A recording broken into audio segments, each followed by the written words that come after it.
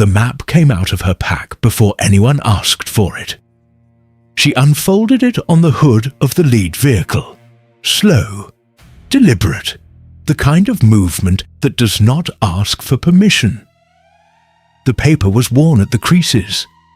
Someone had drawn a route across it in red ink, hand over hand, following lines that did not match the digital overlay on the instructor's tablet. Sergeant Doyle looked at it for about 2 seconds. Then he laughed. What is that supposed to be? He picked it up by the corner, the way you pick up something you do not intend to keep. His eyes moved from the red line to the woman who had drawn it, then back to the line. Field ops don't get one with pretty drawings, Calder. Specialist Mara Calder did not answer right away. She watched him hold the paper up, tilt it, let the morning light come through it. Around them, 6 members of the evaluation team stood in a loose arc, packs on, already watching. Doyle set the map back on the hood. Not folded, not returned. Set down. We follow the planned route. Grid 77 Alpha. That is where the target team is holding. He tapped his tablet. Satellite confirmed this morning. Calder looked at the map, then at the ridge to the northwest. Satellite was confirmed before the rain, she said. The eastern drainage will have shifted the soft ground on that approach. The slope at grid 77 Alpha floods from the top. It looks passable on screen. Doyle pulled the tablet back toward his chest. Are you telling me you know this mountain better than the imagery does? She did not say yes. She did not say no. She picked up her map, folded it twice, and put it back in her left breast pocket. Doyle gave the order to move at 0640. Calder moved with them. That was the part nobody commented on. That she did not argue, did not pull the map back out, did not try to make the case a second time. She shouldered her pack, checked her compass bearing out of habit, and fell into the column third from the back. The mountain was cold in the way that high ground is always cold before the sun clears the eastern wall. Not wind, just weight. The air sat on the skin like wet canvas. The route took them northeast first, then a long diagonal cut toward the ridge. Grid 77 Alpha was approximately 4 kilometers out. On the tablet, the approach looked like a moderate climb, with 2 natural choke points and a clear line of sight to the target team's last confirmed position. Doyle had walked that kind of terrain 100 times in different hemispheres. He knew what a manageable slope looked like on a screen. The first sign came 40 minutes in. One of the team members, Specialist Renner, rear guard, stepped off the marked path to avoid a pooled section and sank to mid-calf. He pulled himself out without a word, but the sound carried. Wet ground. The kind that does not announce itself until weight is already committed. Doyle kept the pace. The second sign came 12 minutes later. The lead pair slowed without being told to. The ground ahead had changed color. Darker, greener than the slope above it. The drainage Calder had described was not a theory anymore. It was the next 100 meters of their approach. Doyle stopped the column. He looked at the terrain, then at his tablet, then at the terrain again. He did not look at Calder.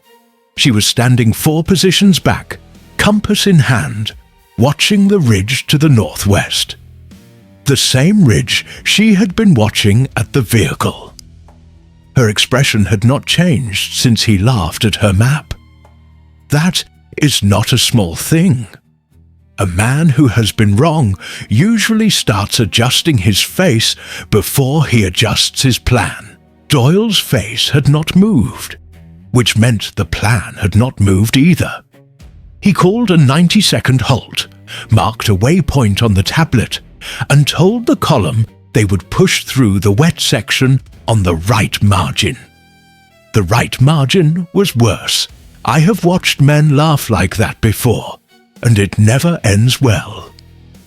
The column pushed into the right margin and lost another 8 minutes. Renner went down to the knee this time. A second team member caught him by the drag handle on his pack and pulled without comment. Nobody laughed. The easy confidence that had moved them out of the staging area at 0640 was still technically present.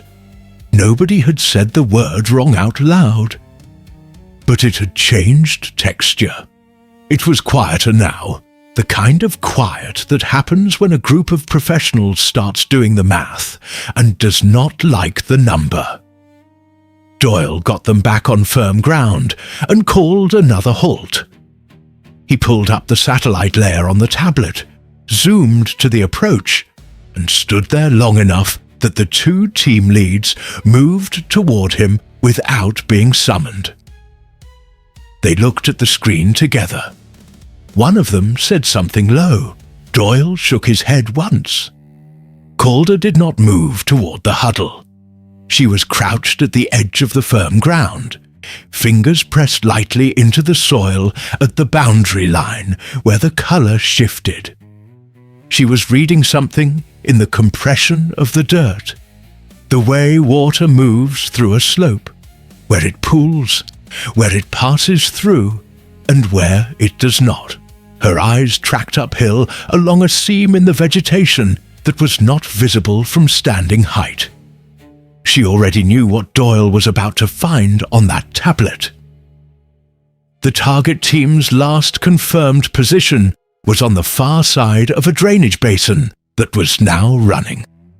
Not visibly, no open water, no sound, but running underneath, the way mountain ground runs after sustained rain, when the surface looks dry and the subsurface has been moving for hours.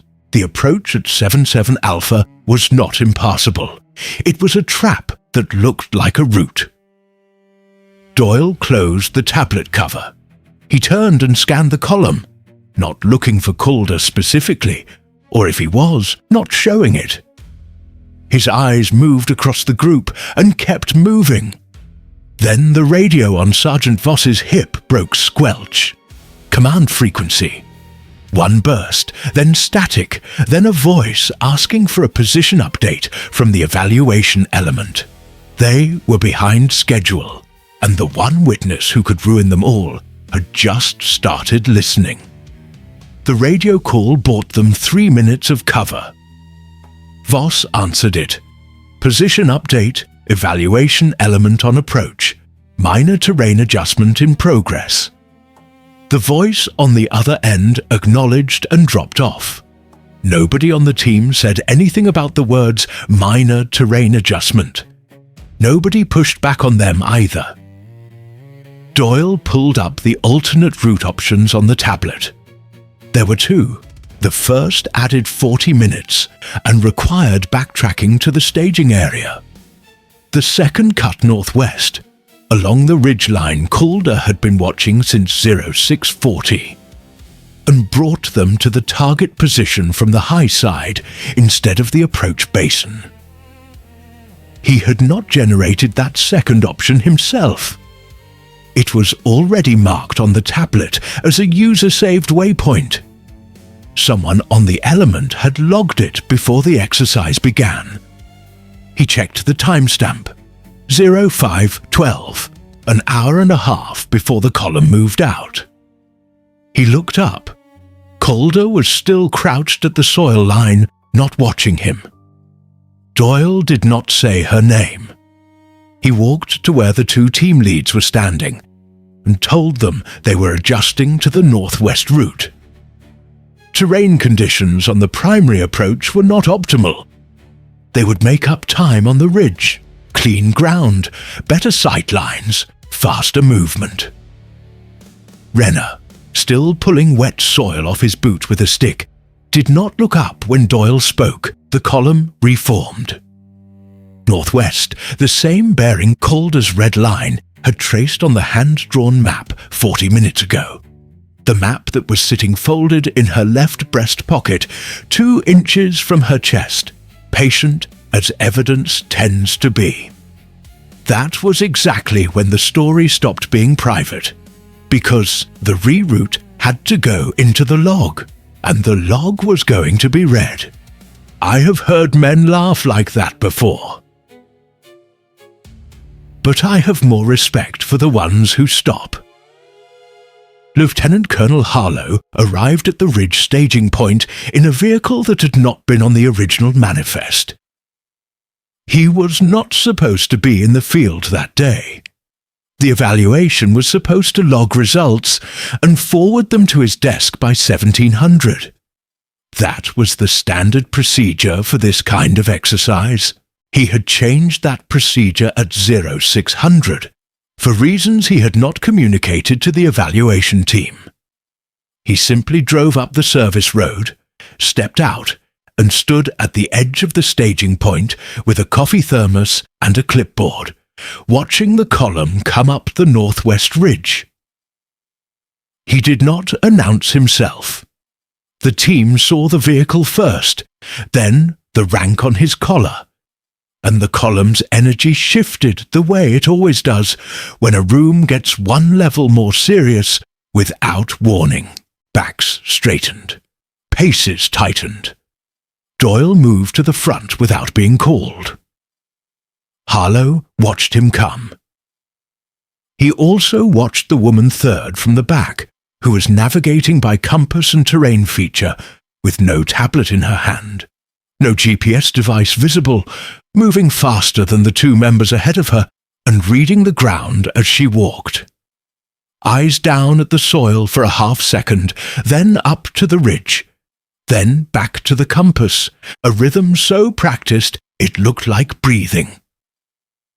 He did not look at Doyle yet. He was still watching her hands. Look at her hands, not the room.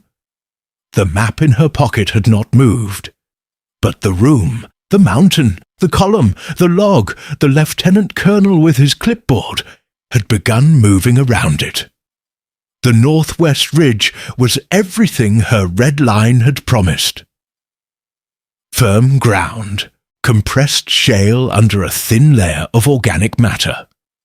The kind of surface that drains fast after rain and holds its structure. The slope was steeper than the primary approach, but consistent. No subsurface movement, no pooling. The kind of terrain that rewards anyone who has spent time learning how water moves through elevation and punishes anyone who has only read about it on a screen. Calder moved near the front now, not because Doyle had placed her there, but because the 2 leads had quietly drifted back, and the natural pace setter on clean ground turns out to be the person who already knew the ground was clean. She read the ridge the way she had been reading terrain since she was old enough to walk canyon floors, not as a surface to cross, but as a document to interpret. The compression of the soil under boot told her how long since the last heavy foot traffic. The angle of bent grass stems told her direction and rough timing. A cluster of disturbed rock near the ridgeline's eastern edge told her something heavier than a boot had passed through. Not human weight, but enough to press the loose scree in a pattern with direction. She marked it without slowing. 40 meters past the disturbed scree, the ridge opened onto a natural platform, a wide flat shelf of rock that gave a clean sight line down into the valley below the target position. She stopped there, pulled the compass, took a bearing. Then she crouched, pressed 2 fingers into the soil at the platform's edge, and held them there for 3 seconds, still warm. Not from the sun. The platform was in shadow, warm from recent presence. body heat transferred into compressed earth, the way it does when someone has been stationary long enough for the ground to accept it. She stood, turned northwest, and pointed. No radio, no tablet, no confirmation request, just a bearing and a finger extended toward a fold in the terrain 200 meters out that did not appear on any digital map because it was too subtle to register on satellite resolution. A shallow depression behind a granite shelf. Exactly the kind of position a target team uses when it wants to be invisible to approach from below. Renner, 4 steps behind her, stopped walking. He looked where she was pointing. Then he looked at the ground where she had pressed her fingers. He did not say anything, but he did not look away either. The radio confirmed it 40 seconds later. Target team, 2-man element, holding position at grid reference Northwest 4. A fold in terrain behind a granite shelf 200 meters from the platform where Calder had pressed her fingers into the warm ground and pointed. The voice on the radio read the grid reference twice. The second time, Renner pulled out his own map, printed standard issue, and checked it against the bearing Calder had called. He looked at the map. He looked at the direction her arm had pointed. He folded the map back without a word and put it away. Doyle took the radio confirmation, logged it, forwarded the contact report to command. He did not say her name in the report. The exercise clock stopped. The evaluation element had located the target team within operational parameters, late by 19 minutes against the original timeline, but within the adjusted window that Doyle's reroute had created. On paper, the element had recovered. The log showed a terrain adjustment, a route modification, and a successful contact. It did not show who had called the contact. Harlow had been standing 12 meters back during the final approach. He had watched Calder read the ground, take the bearing, and point. He had watched the radio confirm it. He had watched Doyle log the report. He wrote 3 words on his clipboard, circled them once, and said nothing. The column began the descent. The exercise was technically over. People started letting their packs ride lower. The small physical release that happens when the official pressure lifts. Someone made a comment about the wet approach, kept it light, let it go. Calder descended with the column. Her left hand rested against her breast pocket, not reaching in, not drawing attention, just resting there. The paper inside had not moved in 3 hours. What happened next changed the hierarchy in under 10 seconds.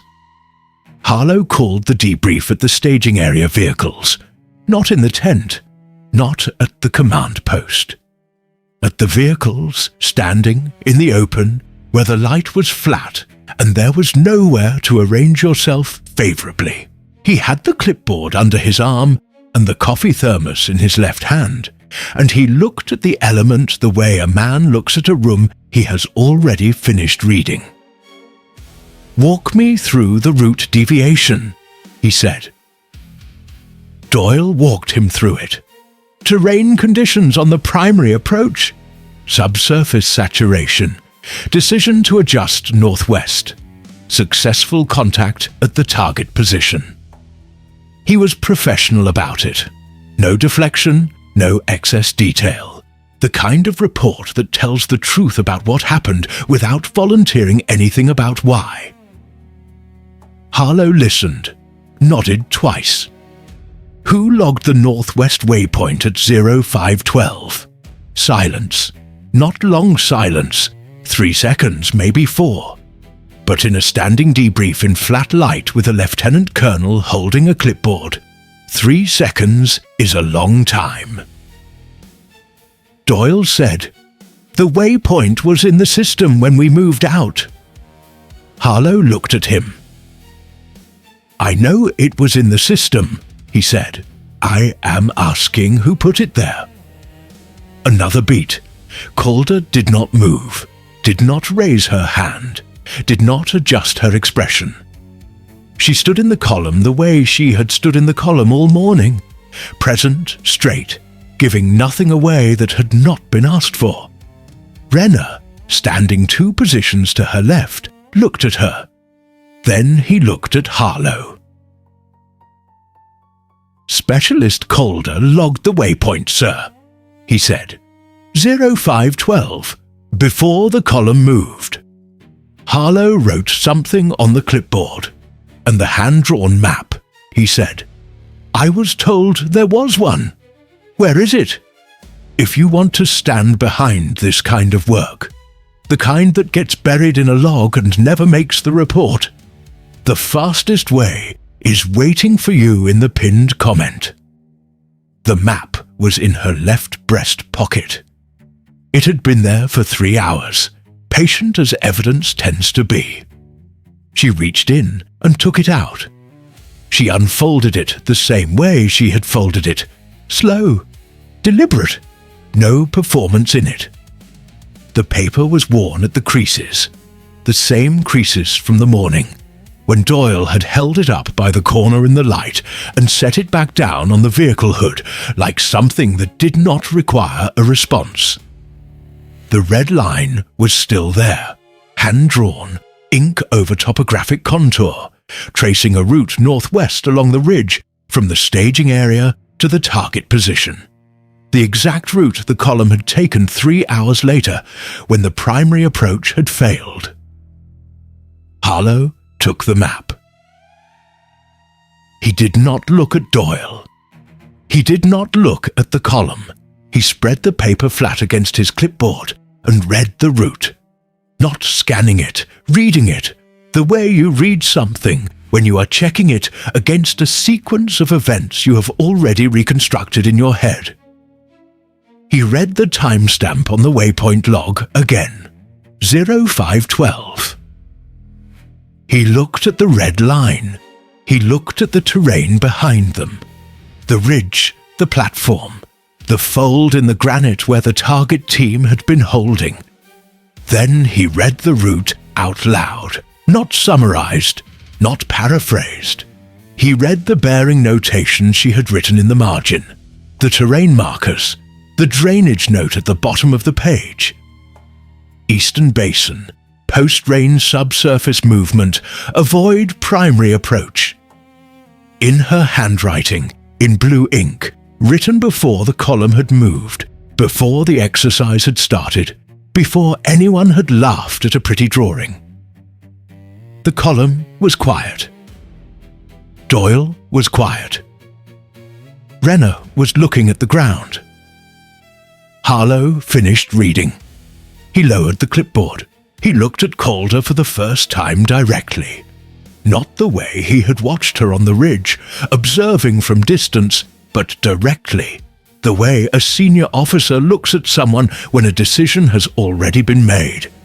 And the only thing left is to say it in front of witnesses. This map was available to the element before movement, he said. It was not a question. Doyle said, "Yes, sir." And the element did not use it. "No, sir." Harlow held the map. The next mistake was worse, because this time everyone was watching. I have watched silence win more fights than shouting ever did. What followed was not a reprimand. It was something quieter and harder than that. Harlow did not raise his voice. He did not use the words failure or negligence or insubordination. He used the words evaluation record and terrain assessment and pre-mission analysis. And he used them in a sequence that made every person standing in that staging area understand exactly what had happened and exactly who had understood the ground correctly before the column moved. He spoke for 4 minutes. At no point during those 4 minutes did anyone in the column look at Doyle the way they had looked at him at 0640. The posture of a group changes when a hierarchy recalculates. It is not dramatic. Nobody falls down, nobody salutes the wrong person, nobody makes a speech. It is smaller than that. Eyes move differently. Weight shifts. The people who had been leaning toward one center of gravity quietly find a new one, and the adjustment is so natural it looks like it was always going to happen. Doyle stood straight. His face stayed controlled. He was a professional, and professionals do not collapse in front of junior personnel, but his hands, resting at his sides, thumbs forward, pressed slightly against his thighs in the way hands do when a person is holding themselves in place against something that wants to come out. Calder stood 4 positions away and did not look at him. She was looking at the ridge, the same ridge she had been looking at all morning. The light had changed. Late morning now, the sun passed the eastern wall, and the terrain she had read in near darkness at 0500 looked different in full light, less like a document to interpret and more like a place she already knew, had always known. The mountain had not changed. The room around it had. Harlow folded the map. He folded it the same way she had folded it, twice, along the original creases, careful with the worn edges. Then he held it out toward her. She took it. "Your terrain assessment will be attached to the evaluation record," he said. "Full attribution." That was all he said about it. No ceremony, no extended remarks. The kind of acknowledgement that lands harder for being brief, because it does not reach for effect, and because everyone present understood what full attribution meant in a document that would go up the chain. Doyle received his debrief privately later that afternoon. What was said in that room was not recorded here. What was recorded in the evaluation log, in the exercise report, and in the notation Harlow had circled 3 times on his clipboard on the ridge, was the waypoint timestamp, the terrain drainage note, and the route that had been right since 0512. The element returned to base before 1600. Renner walked most of the descent alongside Calder. He did not bring up the morning. He asked her at one point how long it took to learn to read ground the way she read it. She thought about it for a few steps. "You start when you are young," she said. "You stop thinking about it eventually. It just becomes the way things look." He nodded, did not push further. That was the right call. At the vehicle staging area, before the column dispersed, 2 of the team leads stopped near her. Not to speak, just stopped in the way people stop when they want to mark a moment without making it larger than it is. She acknowledged it with a nod. They moved on. The map went back into her left breast pocket. It would go into the evaluation file by end of week. Scanned, logged, attached to the official record under her name. But for now, it was still folded paper in a breast pocket, worn at the creases, carrying a red line that had been right before anyone believed it. Some things do not need to be unfolded to prove their point. They proved it already. If you want this work to continue without losing quality, the pinned comment is the place to act.